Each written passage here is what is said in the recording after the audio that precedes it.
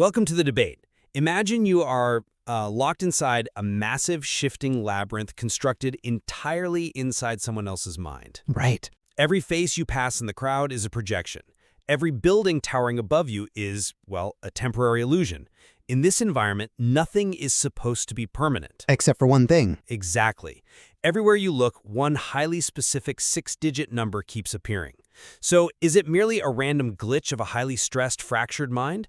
Or is it a deliberate, hidden cipher holding the thematic secret to the entire world you are trapped in?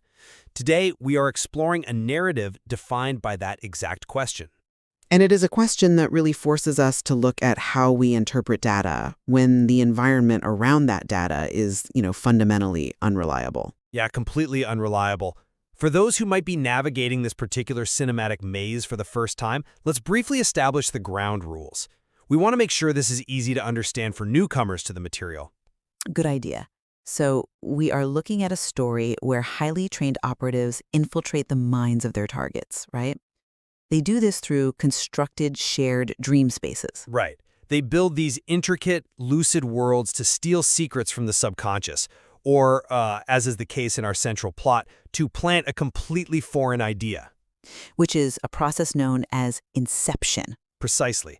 It is a world of incredibly fluid reality. But in this unpredictable mental landscape, there is one piece of data that absolutely refuses to shift. And that is the number 528491. It doesn't just appear either. It becomes like a structural obsession that anchors the entire dream state. Let's trace the exact occurrences, because the progression is really vital here. First, the primary target of this psychological heist, a corporate heir named Robert Fischer, is held hostage in a rainy, chaotic first layer of the dream. Under immense duress, obviously. Oh, absolute panic.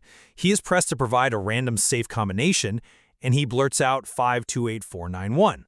And right there, it seems like pure random panic. But then, in the next dream layer, which is a completely different constructed environment, mind you, a blonde woman casually slides Fisher a napkin. Written on it, the exact same number. It's eerie. It is.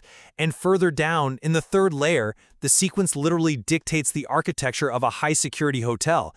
The protagonists occupy room 528, and they set explosives in room 491 directly below it. Right, to create a gravitational drop or a kick to wake themselves up. Exactly. And finally, at the absolute bottom of Fisher's subconscious, that identical sequence serves as the final code to a heavily guarded vault containing his deepest emotional catharsis. Which brings us to the core controversy we are debating today. Yes. How are we meant to read this sequence? Right. Are these numbers a deliberate external symbolic code designed by the narrative to communicate its ultimate themes? Or are they best understood purely as a mechanical, psychological symptom? A symptom? Yeah, the raw, dangerous byproduct of a traumatized mind bleeding into a shared dream space. Well, I will argue that 528491 is a meticulously constructed symbolic cipher. When you properly decode it, it represents a profound external message about miracles and unforgivable sins. Okay, wow. It isn't a glitch, I mean it. It is the ultimate thematic key that unlocks the meaning of the entire story. We're going to dive into the symbolism of those numbers in just a moment. And my position is quite the opposite. So we will cover the psychological interpretation in the second part of our debate. I will argue that searching for esoteric external meanings obscures the terrifying mechanical reality of what the text is actually showing us. Which is what exactly? We are witnessing uncontrolled subconscious trauma infecting a shared mental space. The true significance of the sequence lies in the dangerous psychology of the shared dream. The number is just the footprint of that infection. Okay, let's lay the foundation for the symbolic interpretation first. Because to understand it, we really have to look at how the narrative physically presents the data. All right, let's hear it. The sequence 528491 is almost never presented as a single, unbroken string of 6 digits. It is deliberately and consistently fractured. Fractured how? Well, we see a distinct dash on the napkin, physically separating the sequence, And we see it literally split between two separate stacked floors of a hotel, right? Room 528 and room 491. I mean, sure, it's divided. Now, if you're listening to this and rolling your eyes at the idea of deep numerology in an espionage thriller, I completely get it. It sounds like a stretch. It sounds like a massive stretch, honestly. But look at how the architecture of the film physically forces us to separate these numbers. This structural separation is an open invitation from the text to decode it. An invitation. Yes, it is telling the audience, do not read this as one large integer. Read it as an equation. An equation that requires quite a bit of outside reading to solve, wouldn't you say? But that's the beauty of symbolic analysis. When we break those two halves down historically and culturally, a hidden linguistic meaning emerges that perfectly mirrors the plot. Okay, let's hear the breakdown. As I'll lay out, 528 historically represents a miracle, and 491 represents the unforgivable sin. Together, they form the thematic core of the material, the miracle of forgiving the unforgivable. You're building an incredible mathematical bridge there, but I think it leads to the wrong destination. How so? Here's what that theory ignores. It completely bypasses the actual textual evidence of how shared dreams function in this universe. I strongly disagree with that. To find those specific definitions for 528 and 491, you have to engage in what I can only describe as stretched brain fiction. You have to actively filter out reality. That's a bit harsh, don't you think? Well, the human brain is a pareidolia machine, you know? We are biologically wired to find meaningful patterns in completely random noise. We evolved to spot the shape of a tiger in the tall grass, and now we use that same cognitive machinery to find profound meaning in random digits. So you believe the number is purely random noise? I believe it is a psychological byproduct, not some mystic code.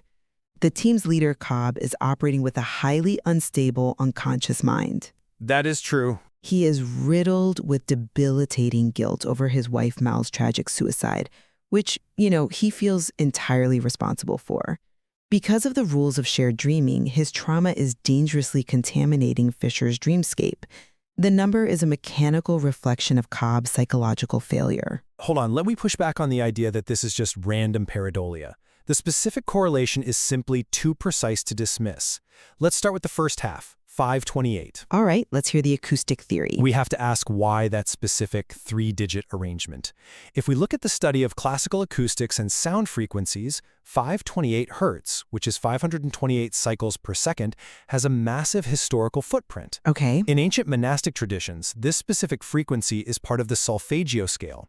It was utilized in Gregorian chants precisely because it was believed to induce deep states of meditation. I mean, sure, historically. And in modern alternative acoustic theories, it is frequently cited as a frequency that calms the mind and even repairs DNA. But fundamentally, historically, it signifies a miracle. A miracle? Yes.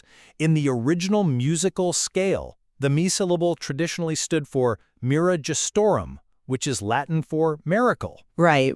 Provided you specifically plunge into ancient acoustics and alternative frequency theories, all while aggressively ignoring the completely mundane realities of the number 528 everywhere else in society.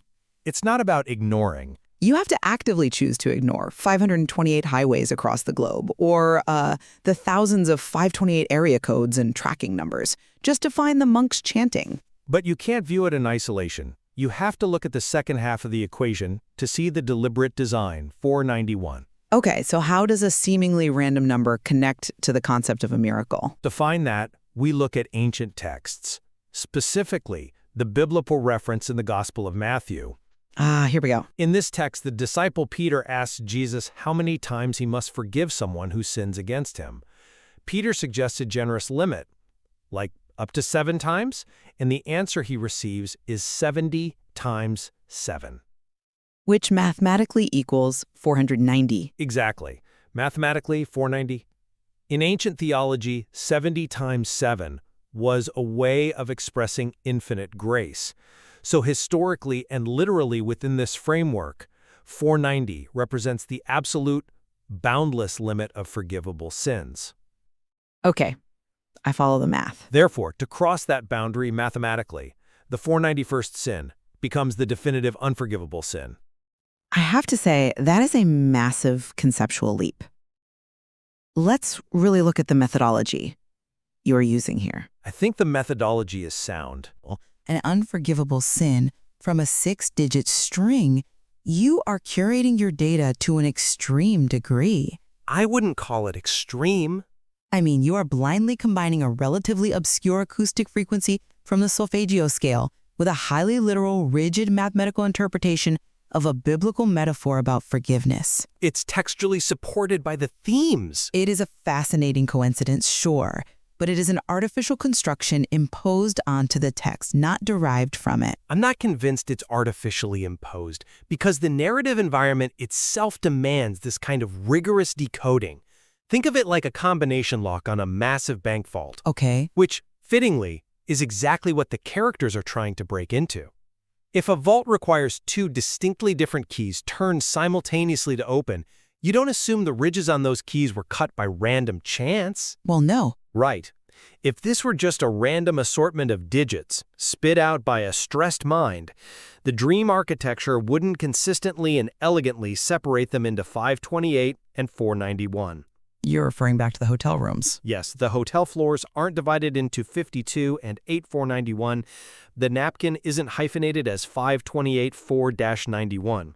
The structure itself is a lock that requires 2 distinct complementary concepts to open. That is a very neat package. And when those concepts are the miracle and the unforgivable sin, it aligns flawlessly with the emotional climax of the narrative. It is the exact psychological key needed to unlock Fischer's safe.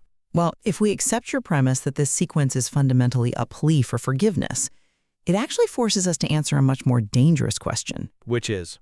Whose guilt are we actually looking at? Because Fischer didn't commit an unforgivable sin.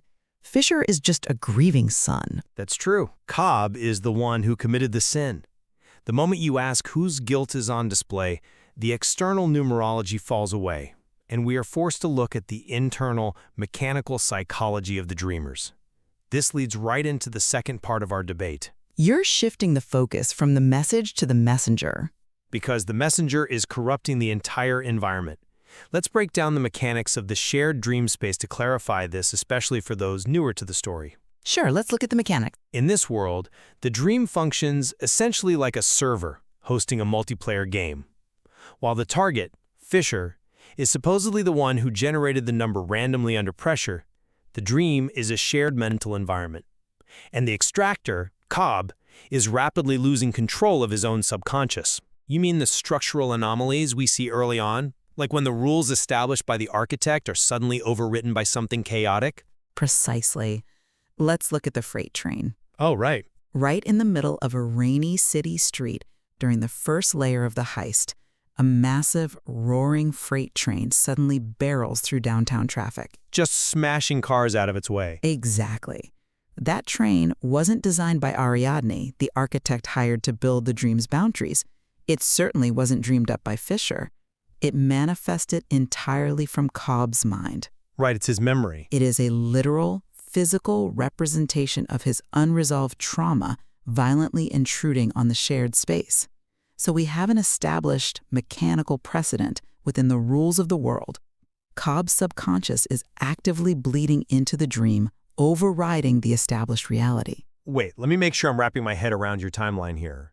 I completely agree with the mechanics of the dream bleeding. Cobb's mind is a volatile variable. Very volatile.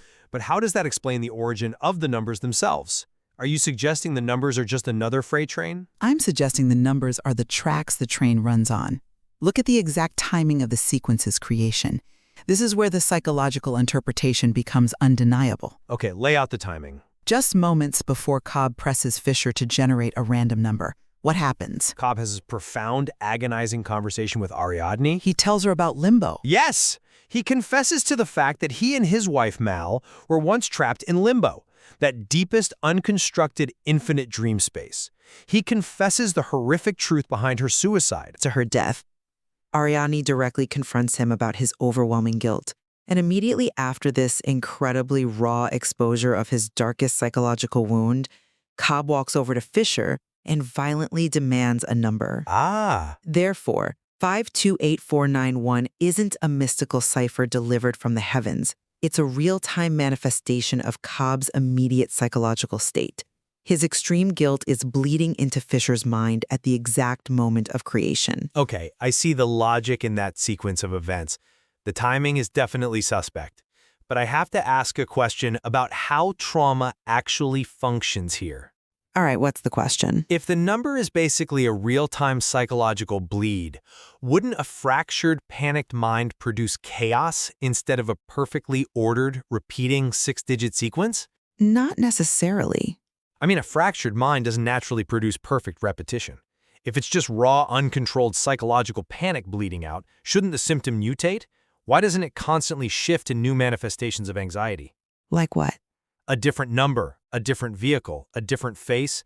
The rigorous consistency of 528491 across multiple layers of reality implies a structured meaning, not just an uncontrolled fever dream. But that assumes trauma is always chaotic, and clinically it isn't. The subconscious is famously obsessive. Obsessive, sure. When trauma latches onto a specific detail, it repeats it compulsively. That is a hallmark of PTSD, which Cobb clearly exhibits. The consistency doesn't prove external symbolism. It proves the depth and severity of his internal fixation. I'm not sure I entirely agree with that leap. Let me use a different analogy. If the foundation of a building is cracking, you don't obsess over the aesthetic, symbolic pattern of the cracks spreading across the drywall. Well, You look at the structural failure beneath it. Cobb's mind is a profound structural failure.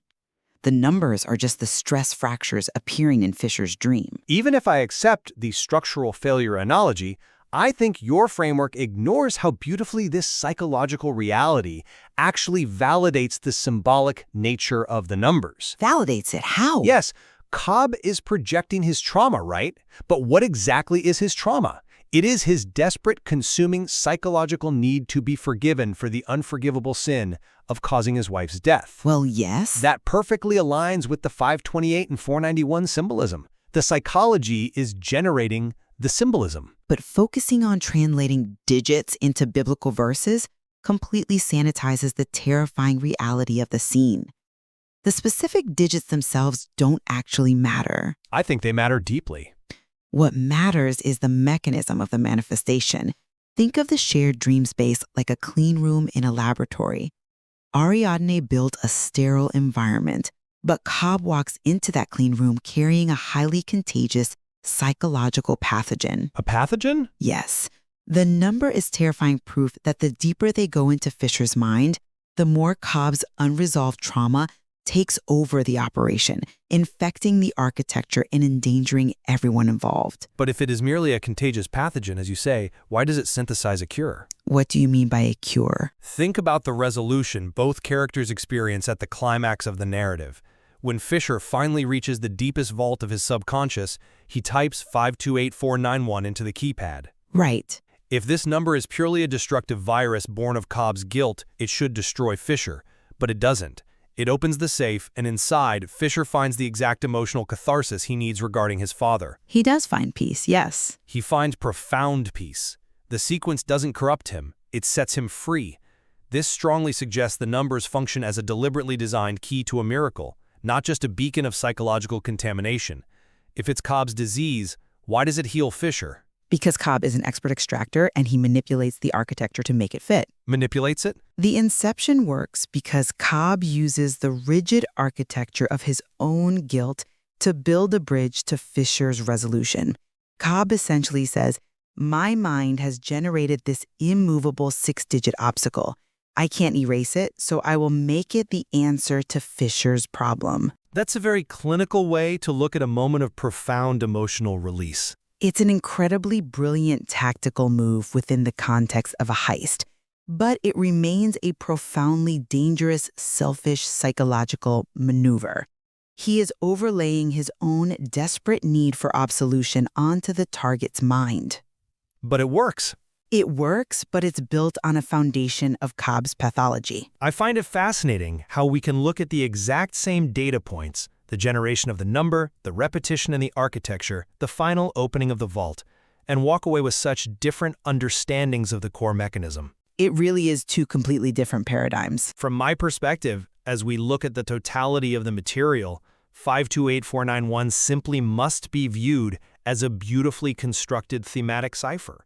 Whether you believe it is generated by the deep collective unconscious of the characters or placed there by the overarching design of the narrative itself, it represents the exact emotional resolution both Fischer and Cobb desperately require. The miracle and the sin. Exactly. They both need the miracle found in the acoustic resonance of 528, of forgiving an unforgivable sin found in the ancient math of 491. To me, acknowledging that cipher elevates the story from a complex science fiction heist into a profound meditation on grace. And while I will always acknowledge that the thematic parallel you've drawn is absolutely fascinating to consider, I stand by the view that it borders on forced pattern matching. It distracts from the immediate text.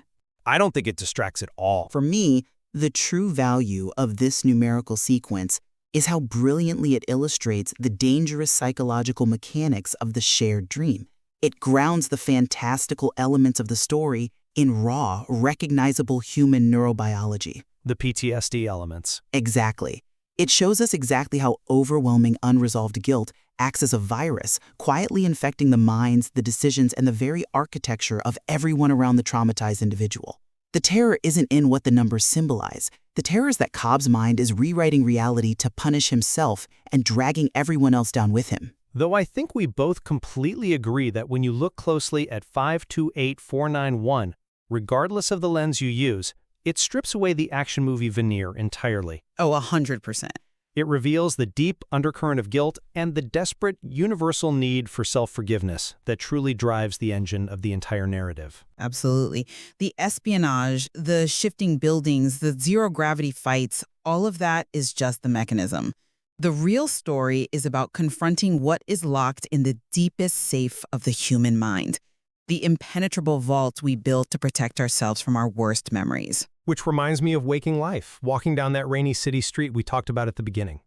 Once you realize that the architecture of the mind holds endless interpretations, you start wondering how much of the static around you, the license plates in traffic, the barcodes on your packages, the room numbers in an unfamiliar hotel, is actually a message you just haven't decoded yet. Or perhaps it's a reflection of something you are trying very hard to forget. Exactly. Whether you lean toward the miraculous, deliberate symbolism of the numbers or the raw mechanical, psychological reality of the dreamers, there is always more to explore in the maze. Thank you for listening.